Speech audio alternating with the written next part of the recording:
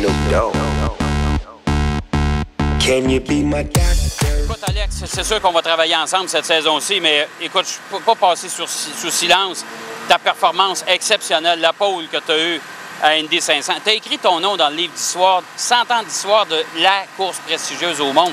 Écoute, comment tu te sens même après? Là? Écoute, on est en NASCAR Canadian Tire, tu vas essayer d'autres choses. Comment tu te sens malgré tout là, après cette expérience-là? Écoute, c'était le genre de résultat que tu t'assimiles avec le temps. Quand j'ai franchi la ligne d'arrivée-départ, j'étais content d'avoir fait la pole, parce qu'en tant que pilote, tu sais, c'est vraiment valorisant quand tu fais 4 tours parfaits. Tu sais, techniquement parlant, c'est ça qui te donne le plus de satisfaction. Mais tu te lèves le matin, puis là, les gars me disent « On va prendre une photo avec la voiture sur le Brickyard. » OK. Là, j'étais comme 5 minutes en retard. J'arrive, je pensais que c'était moi et mon équipe. Il y avait 300 photographes, les Ganassi, Servia était là, puis c'était comme la photo officielle pour les posters pour Honda, pour les posters pour Firestone. Puis là, j'ai commencé à tranquillement, pas vite, comprendre c'était quoi. Puis ensuite, à chaque entrevue que j'ai faite, à chaque jour pendant la semaine, c'est le genre de pole que tu savoures une semaine de temps, parce qu'il y a une semaine entre la pole et la course. D'habitude, tu qualifies le samedi, le lendemain, tu courses. Puis chaque entrevue, le monde disait « Premier Canadien à faire la pole », puis là, ton nom est marqué dans le livre d'histoire. C'est le 100e, le monde va s'en rappeler tout le temps. Et la photo protocolaire avec qui? Mario Andretti, A.J. Ford, Rick Mears, Johnny Rutherford. Ces gars-là, j'essayais de prendre ma place en arrière du groupe, puis les gars disaient « Non, mais attends, c'est toi qui es en pole pour le 100e ». Puis tous ces commentaires-là font qu'à un moment donné, tu commences à comprendre la grosseur du résultat. Fait que c'est sûr que je me sens vraiment honoré d'avoir été là premièrement pour le timing, parce que je l'ai dit, tu sais, j'étais pas là pour la première édition, je serais pas là pour la 200e.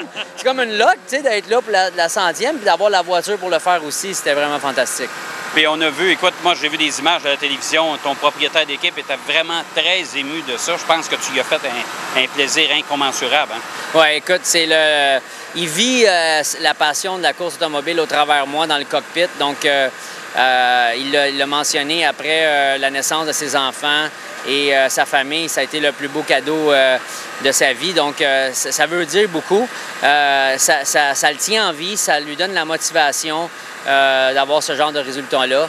Et puis, le fait d'avoir contribué à ça, moi, je suis extrêmement heureux.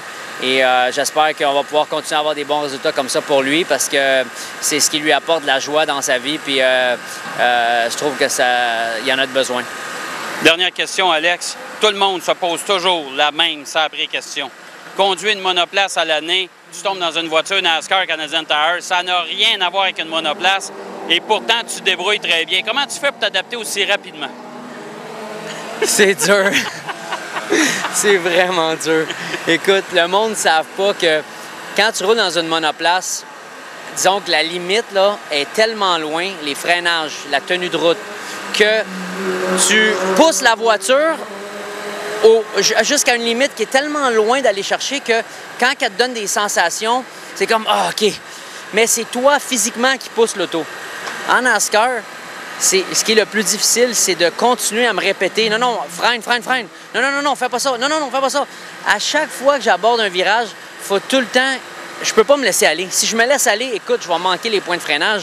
La voiture va déraper, elle est lourde, il n'y a pas beaucoup de pneus, il n'y a pas beaucoup d'adhérence.